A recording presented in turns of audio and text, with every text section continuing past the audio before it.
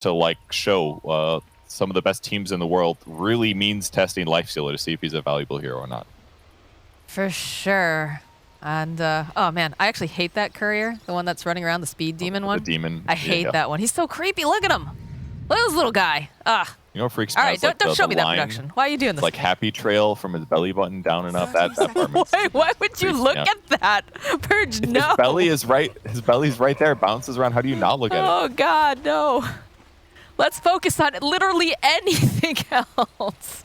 Wasn't that one of the first couriers? It was like one of the first 10 or something like that. I'm not 100% sure. I guess you probably weren't playing way back in the olden days like us, but...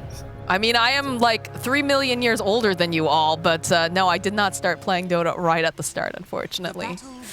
Did take a TI or two before I started to get interested, but here I am now. Bounties are picked up. Seems like a pretty good start so far for Nigma. So looking like it'll be pretty standard builds from everybody. Enigma's going for Necro 1, of course, to deny creeps. Brewmaster, with his Ring of Protection, is basically signaling that he's going to go for a fast earn like you normally see. And this is what basically makes Brew support feel good. You max out Cinder Brew, you throw Cinder Brew, and use an earn charge to proc that, so you can still basically feel impact in the skirmishes without being in melee range. Now, everyone's eyes are on mind control, right? This seems to be the big consensus, is that he absolutely has to win this lane, not die too many times. And again, they don't have the greatest solutions for dealing with the Eidolons, but what do we need to watch for specifically? Basically, it's how many Eidolons do they kill in response is the big thing. So I think that'll be the impactful thing. Because he's going to be denying creep or experience and gold from his opponent. So if he can't, if he loses Eidolons, then it's going to offset that, and then Lifestealer will have it about normal game. But he still has good matchups, so it's like I don't think he's going to die here, probably. He could always like TP out if things get bad, for example. So it shouldn't be that bad, but maybe that lane will be boring. We'll see. Top lane's the fun one. Now they're already trading some hits back and forth. Kuro with the battery assault, of course, and just trying to find that perfect fissure. But again, Clockwork very, very tanky early on, but Death Prophet also very survivable with that Spirit Siphon. And she's fast. 335 movement speed is huge. Her right-click damage is solid. She doesn't have to worry as much about Monkey King running her down because of this. And if she gets boots, it'll be still the same situation. Kuro with the wraparound play, though. Follow up with Boundless. Toby taking a lot of damage, but Aramis responds with his own Fissure and Kind. They'll turn back around, put a little bit more damage over here onto Kuroki. Toby does have to be careful that he doesn't go too low, but does have a salve, of course, in his inventory, so can just heal right back up again, or he can just eat a couple trees. Yep, that was a great trade for Kuro. He'll have to use bottom lane, but absolutely worth it. GH, I guess, was playing up a little far here. Took a decent chunk of damage. He didn't even use Dive. He's fine. That was 2 spells out of the Brewmaster, the Cinder and Thunderclaps, so the last hits at this point are about equal. Enigma's doing better. Yeah. So he's got 9 and 5 now. Lots of denies so far. He'll be pretty happy. The other lane I'm really scared about is Weehaw. His puck is insanely scary, and that is something you got to be really careful of. He's at 16 and 3 versus Evoker's 10 and 1, so doing really good here too. Well, it did seem like he was having a really nice time in game number 1 on his Batrider, though, and then he kind of fell off a little bit. Are we also concerned about that?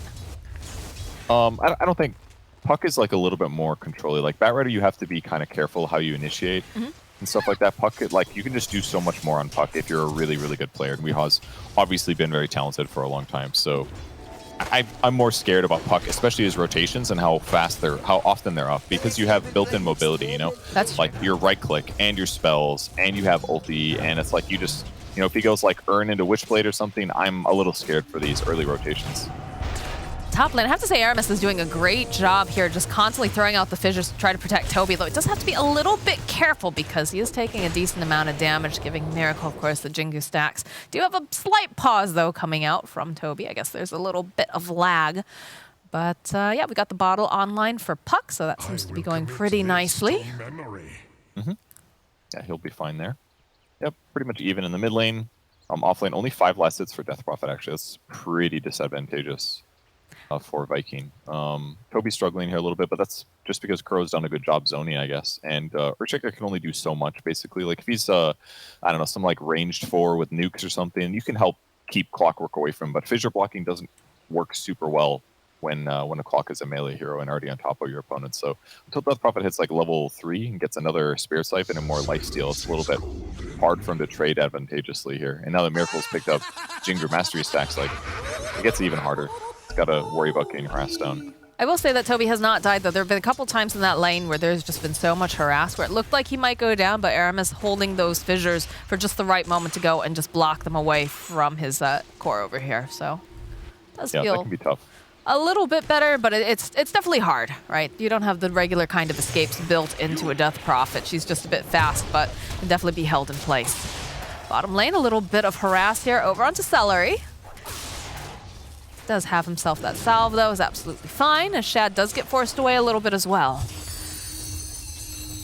There's a rotation over here from the side. Nice dodge away here from Wee. Aramis is here, though. The fissure comes out, the EMP connecting, but they don't have the detection right here as Kuro's making his way over. The body blocks are coming out from Weehaw because they'd like to try to turn this around, get themselves a kill. The Waning Rift comes out, and not quite enough here to get that kill, but Aramis will go down. Kuro holding this Invoker in place over here for a little bit longer.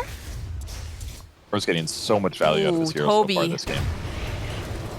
That is very nicely played by Miracle, realizing that there was no support there to help out this time.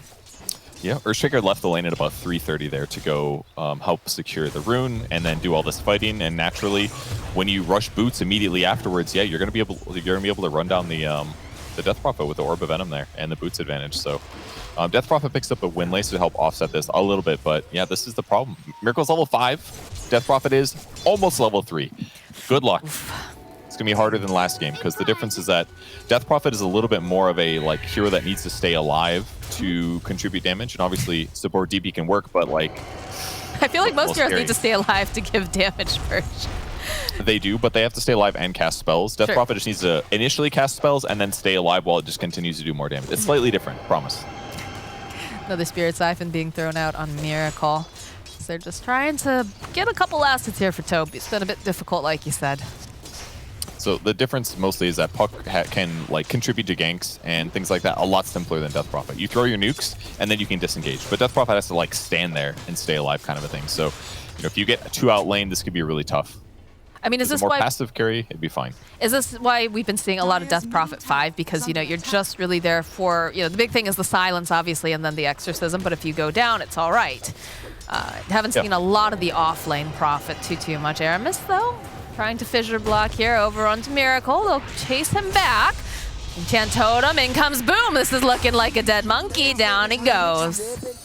Over in the mid lane, GH fighting with Celery here. They'll use the Dream Coil. He's going to be leashed up. Just trying to get some of this attention here from the creeps, hoping that maybe he'll get lucky, but nope, Weehaw collects the final hit. Uh-oh, 2 urns being built. We'll see if they find out in time. The Brewmaster isn't there yet. He's still 300 gold short, but you can see them both having it. Like, a lot of players are just getting urn by itself, and it's not that if it's like Spirit Vessel, it's kind of scary, but... Boom. Nice tornado, buys him a little bit more time, has the Ghost Walk. They have the Dust, though. They'll turn back around. Can they turn this? They should be able to get the kill onto Kuro. You can see he really would love to get this kill over here on Boom. He throws out the Orb. He's going to try to jump forward here. Does manage to find him a couple more clicks. Should be able to do the trick, and down goes Boom. Top lane 2, Toby left alone. Looks like Miracle will back off. Miracle's just playing this really good. He runs at Toby. Toby asks you Spirit Siphon, then Miracle just runs away, and he's like, sucker, now you gotta wait 40 seconds to do that again. And now Death Prophet is just at range using Crypt Storm to last hit, which is, that's gonna be his life here. Crow spots him out a little briefly, but Death Prophet has picked up some levels now, level 5, so gotten a lot closer to matching what Miracle's advantage is in the laning stage.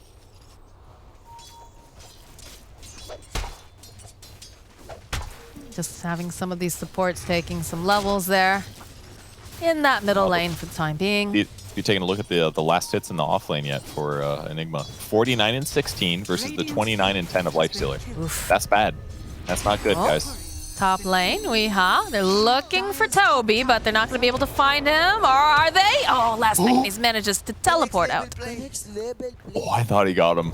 I thought he got him. See you later, suckers. Good escape. Downside, it was base, so he's going to have to run all the way back, but the wave's not quite pushed anyway, so not the biggest deal. Uh-oh, GH, Spurb, stunned up, no mana, does have just enough to be able to run away over to Celery, who throws down the Cinder Brew. and gets the kill. The follow-up coming up, though, from Wee. Look at the silence off over here onto Boom. They've already used the dust as well, so they'll grab him up here in the cogs, trying to find the safe. Nicely done here from the lifesteal. He gives him just enough HP. Ghost Squad comes out, doesn't matter. He still is going to go down, but Kuro also to fall. So over on the side, Miracle Man fighting as much as he can. Down goes Celery. And now Aramis trying to run away. Miracle says, come back here. He'll take another kill. Thank you. And that'll be it. And I had like a 4-second window there where I was like, Lifestealer is the best carry I've ever seen. And then after he used Infest, he just kept attacking, and I was like, oh, he's actually completely useless right now. He did nothing other than heal his mid laner for 400 HP. That was it. It could have been clutch. It was, but I mean, it wasn't. It was a great play, but and it definitely bought time for Invoker to almost survive. That would have been a 6 save if he got through it. This is a bit of a chase there over in the top lane. We got so many things happening everywhere right now as they've been trying to go after Toby dove a bit too far on here. Needs to be careful. Weehaw, they're looking. Oh. They find it. The rocket that changed it. Why did he chase so far, Purge? He was doing plenty of damage to the tower. He just started tunnel visioning on Kuro. I don't think it was terrible that he dove like that. Like, yeah, maybe he could have stayed on the tower and helped guarantee it, but you got to get kills to accelerate. I don't blame him. I would have gone for that too. I would go for a lot of really bad plays too. Not saying that one was bad, but it was fine. It's fine. Force a rotation from Puck. He's still got okay net worth. They need to make stuff happen, basically. There's a 5k net worth at 10 minutes. This means you're going to lose the game if you don't fix this. So, yeah, they got to work on it. Celery still sitting at level 5, doesn't have a split, and Miracle will happily take that kill. Although there's a rotation coming out here. Boom. Get the denial off on the ward. GH. Giggling to himself, probably. One feels bad. That was a lot of experience. Could have been. Could have been. Alas, 'twas not. So, let's see if they can stabilize, I guess. Enigma easily won his lane. Picked up Necro 1, queuing up Blink Dagger immediately afterwards so that he can actually pressure the map with some nice black holes. His levels are just okay, sitting at level 8. On the other side of the map, Viking will shift and take top. Lifestealer going basically the same build as last game. Orb Corrosion, Phase Boots, lots of Feast levels, going into Armlet, but for now, Nigma's pressuring the mid lane. Egg gets used in the bottom lane as they jump on the Invoker. He's leashed up. He's not going to survive this. It's a little surprised that they went for both of the ultimates there. It's worth it. I mean, that's the mid hero, right? And the crazy thing is that they didn't even commit full heroes. That was what I didn't see how they got to the bottom lane, but the fact that they were killing mid, showing Enigma and the Monkey King, and then they also got a kill on a core bottom, was just like they're min-maxing, right? Like they were basically calling Vikings bluff, saying like, oh yeah, we're gonna have all of our heroes min in case the fight happens, but they're like, no, we don't need that. We're gonna go gank bottom them in time. So it's just a super sick move that kills the tier 2 tower at 11 minutes. This is insane. Like they're gonna take Shrine. No more experiences coming to Viking. Their Brewmaster just picks up 6 and can finally get in this game. Like, they have to do so much to win this. Uh-oh, Aramis. He's going to try to run away. They go and they use the Exorcism. Weeha's facing off over on the side. They're not paying attention, though, as the Brew Split does get committed. They've got their eyes over onto Miracle. Kuro trying to buy a little bit more time. Miracle, he's sitting so very low. They don't have the final hit. He does have a little bit of that Urn Charge on him. It's not going to be enough, though. Mind Control over on the side. Oh, there it is. He manages to land it. Down he goes, and over on the side, they'll turn their attention now to Kuroki. He will also fall. See, it doesn't matter if you're losing. Sometimes you just got to run at your opponents there. The crucial moment, I think, was the fact that they caught the Monkey King midair with the Tornado. That hero takes damage. You're not going to be getting away from fights, and all of the damage on Viking is very like mobile based. So like, it's not like he can just ulti and fight to the death or something like that. Getting that kill was huge. Now you're still getting stomped though, but they'll get closer. Well, they get a Wee proving why he's so scary on this Puck. He just gets a solo kill on Boom, and look at the side of Viking. They're running away. They don't want to deal with Weehaw here. It's like the perfect Weehaw hero, honestly. He can just be so aggressive, get things done, and exert his really high mechanical skill. It's like he just thinks faster in some of these moments. I don't know what it is, but he's just very good at these like constant engagement top like heroes. Toby. I'm not even sure what happened down there, but down he goes. Wee is just poking away, prodding. Aramis is caught up over here in the cause. Petri assault makes it so he can't do anything here. They'll turn their attention back around to Kuro. Wee has also here, though, with that waning rift. The silence comes out. Oh no, this Invoker is already died. Nice save, though, from Shad. They turn back around, but this egg, they need to be so careful. It's got the alacrity. They can just take down GH, but Boom also to fall now. Kuro chasing over into the tree lines. He's gonna get taken out as he's got to be slippery here, and he should be able to just duck away no problem. Although Celery hot on his heels, trying to get there a little bit faster. Does manage to place off that urn charge as Toby joining into the fight now. Does have the Spirit Siphon, doesn't have the silence though. So Wee's absolutely fine. Oh, he's got 10 kills at 13 minutes into the game. Yeah. Man, this is a really weird game. The amount of map pressure they put on is just insane. And they just have utter control of the enemy jungle. Like, this is a safe place to farm for Earthshaker. It's right in front of his tier 3. Nothing else is going to feel great for them. Toby trying to man fight here with the puck. Does have the Spirit Siphon, but there's a lot of damage. Plus that, down goes the Death Prophet. The Spirit Vessel ticks also coming in handy against that. He is like, he's got to be like one of the most terrifying pucks I've ever seen. The amount of stuff that he gets done. How are you in a place for all these kills? He's been in 12 of his team's 16 kills. That's actually insane how much he's gotten done this game. He's definitely the pressure right now. He's scaring all of the side of Viking. Anytime they show up, they immediately run away. They don't want to have to deal with them. And we have yet to see a black hole, too.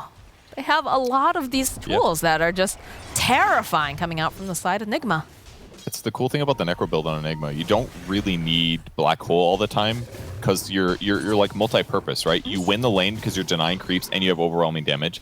And then you get Necro so that you can continue to farm fast, get mana regen, raw HP, and pressure even harder. So you become this like pushing hero that also has really strong team fight. It's not just about Black Hole anymore. So even though he hasn't Black Holed yet, it's fine. He's got Blink. He can use Malefice. Malefice is really effective as well at getting kills. And then good luck winning late game because you also have Black Hole Midnight Pulse. Shad's courier, that was his armlet. No. That's disastrous for this Lifestealer. Bottom lane, they looks like they should be able to go finally get themselves a pick off on Miracle, but feels kind of like a consolation prize right now. Seller even throwing out the tips. Damn, dude. That's worth it for a courier kill in exchange, I guess. So if they can just slow down, well, I mean, Miracle's not going to slow down much. He's already got Ags, but the pressure is certainly massive. Vision not the best for Nigma right now, but they just have such net worth advantage. I don't know if it's that big of a deal. Oh, look at the net worths. Lifestealer's like crawling towards where Enigma is. Yeah. They're just not equal at all. He's definitely behind here, and especially with that armlet going down, it's going to make things much more difficult. Ags completed for the Monkey King. They're going to teleport up to this top tower. Feels like they're trying to make some sort of plays. Meteor Hammer is completed as well for the Phoenix. But they're hanging out in the pit here. And Miracle gonna cheese the Roche here and spawn all of the little clones, and they're gonna attack Roche, and you can kind of kite him back and forth a little bit to stay alive. All right, the Blink Dagger did just get pick up from the Earthshaker, although they need to be careful. They can't afford to lose Shad. They are trying to hide. Kuro. I don't think they get in here. Yeah, they're not going to take it. All right, it's just going to be Miracle who's getting himself this Aegis. Easy peasy. Really hard to contest it. You can do this. The nice thing about being... Oh. Not as bad as no tail killing Thompson, I will say, but... That's true, that's true. Hey, there's still time. You never know. There still is. Oh boy, I don't want to see the threads after that. Utter map control here. That's going to make... Monkey King is certainly like one of the more vulnerable of the high net worth heroes, so giving him an Aegis just puts him in a really safe position here as he continues to farm. This is not a game that I want to play brew support in, for sure. You don't... Like, it can work, certainly, because you can still apply your skills and do your split, but if you aren't team fighting, the hero's just going to feel weak, and the problem is that as the game continues, Brewmaster doesn't feel as effective, because you don't have those like instant initiations that somebody like an Earthshaker would, for example. Ooh, Death Prophet, Toby, the jump forward from Mind Control Miracles here. Toby trying to hide here in the tree line. He's not going to be able to, though. He is pincered upon, plus the Rocket Flare. They've got the Vision. Spirit Siphon doing a decent amount to try to keep him alive, and it seems like he's juking pretty well.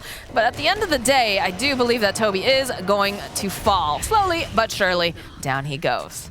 Now, the question is, can they make a play knowing that they're down in the bottom lane? In fact, it looks like they're going to try to do some plays here over onto Kuro, but Wee is here, and he is absolutely terrifying because Celery, he's all silenced up. He's not going to be able to do anything. Followed up with the Fissure, the pushback over on the lifesteal. He needs to be careful. The Meteor Hammer's getting dropped here by GH as they'll disengage. That's the other problem playing support Brewmaster is that you're against the puck, and his burst damage and silence disable is going to be enough usually at the right moments to prevent you from getting your split off. So just really difficult for Celery to have a good game from here on out. And that feels I do like that Death Prophet's like pushing out side lanes and stuff, but eventually you are going to get punished in moments like this. But it definitely feels bad when you consider the fact that they didn't have the full squad there and they still weren't able to get anything done on the side of Viking. they weren't perfectly positioned is one thing though. Like they had some heroes low ground, some high, so. Smoke broke on that, and that is revealing that Earthshaker has his Blink Dagger now. And a special delivery inside, of course. Let's see how that initiation worked, but normally what you want to do is fissure first, because then your smoke's not going to break, you can guarantee the disable, then you blink initiate afterwards, so that they can't defend themselves. But so him removing that was pretty powerful, actually. We'll see. There's a fissure. All right, they'll open up. The fast bomb comes out, but it's off the mark. Followed up with the Dream Coil over onto 3. This is looking really nice. The hook shot comes in. Kuro, mind control. There it is. There's the black hole. They're going to be able to go and drag in Aramis, and it's looking like Toby's not going to be long for this world as down he goes. Beautifully done. Celery getting the split off, of course, but what is he going to do? He's just going to become more cannon fodder over here. Miracle having a good time being a monkey. Jumps down over onto Celery. The follow-up, follow with the kill from Wee. It was a great fissure. The tips. But the blink was off target. He was a little bit too far away, and the aftershock stun follow-up was not there, and therefore you lost your kill. And then it was just counter initiation city, so rough one for Viking, but there, I mean, they're so far behind already. Here comes the fissure. See his blink. He was really far away. That was like the max limit of fissure, and that was just a blink distance issue. Like fissure goes 1400 range, blink is only 1200. So if he's at the max fissure, he was not likely to be able to catch up in time there.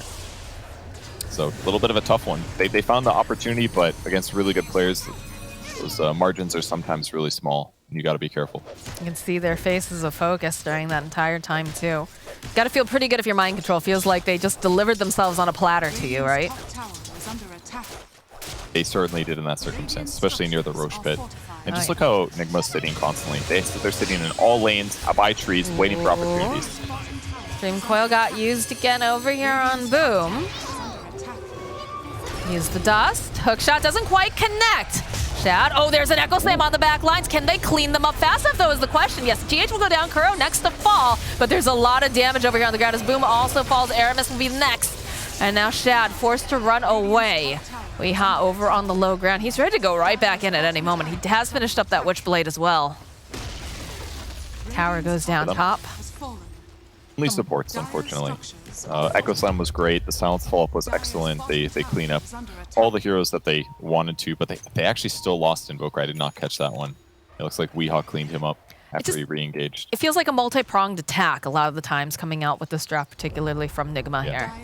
It just, every angle seems to be covered, which makes it very, very difficult. And I feel bad for Boom. I feel like Boom has not really had much of a game this time around. He got a bit bodied by Wee, to put it nicely. And then every time he shows up on the map, he's just being hunted constantly. Yeah. It wasn't just Wee, it was that Kuro ganked mid as well.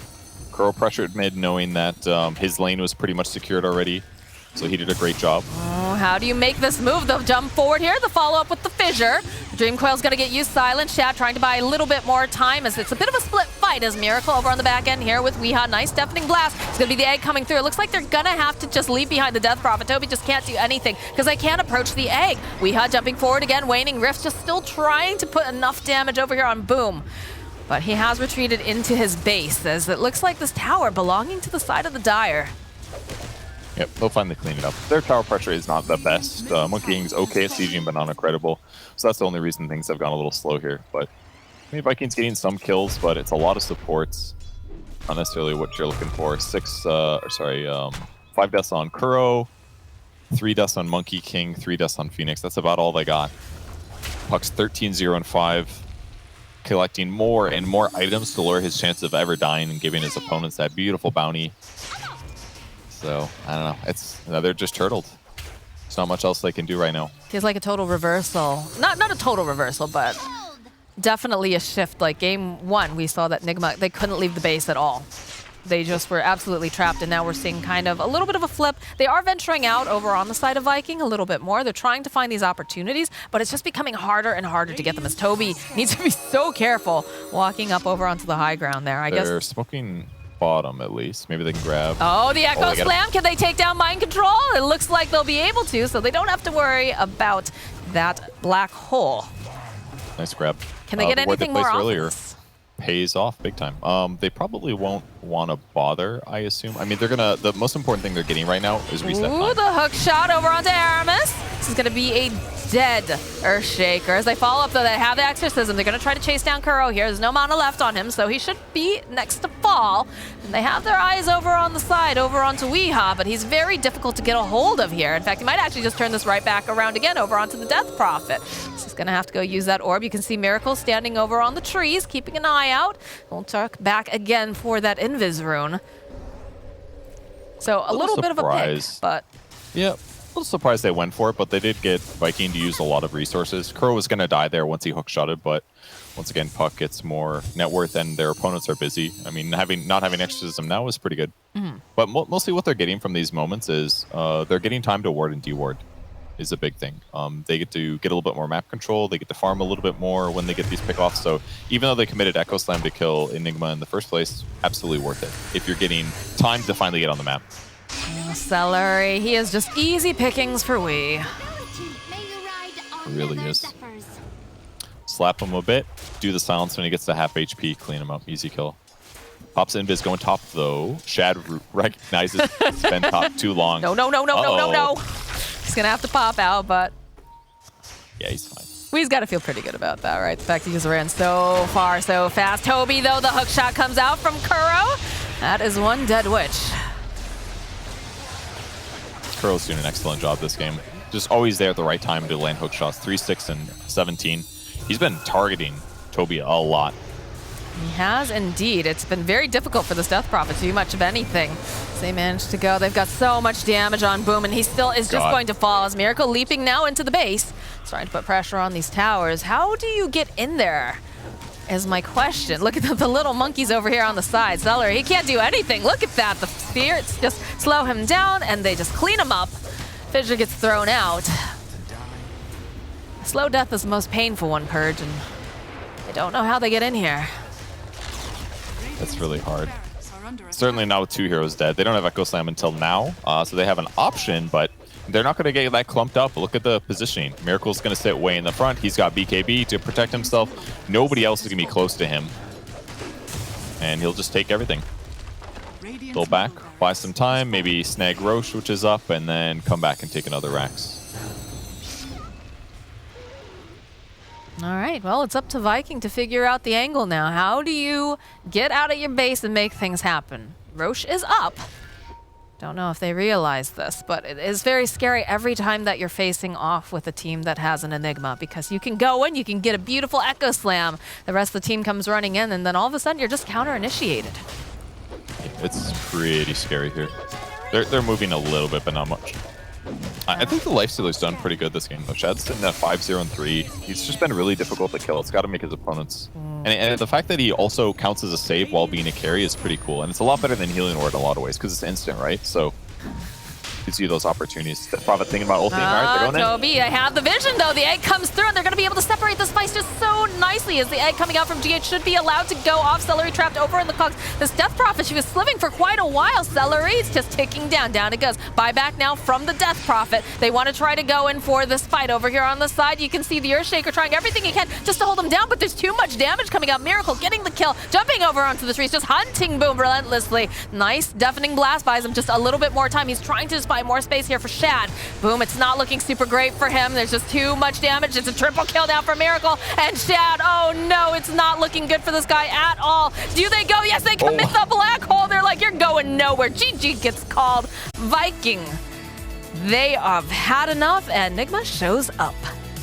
Yes, that is basically what Nigma expects.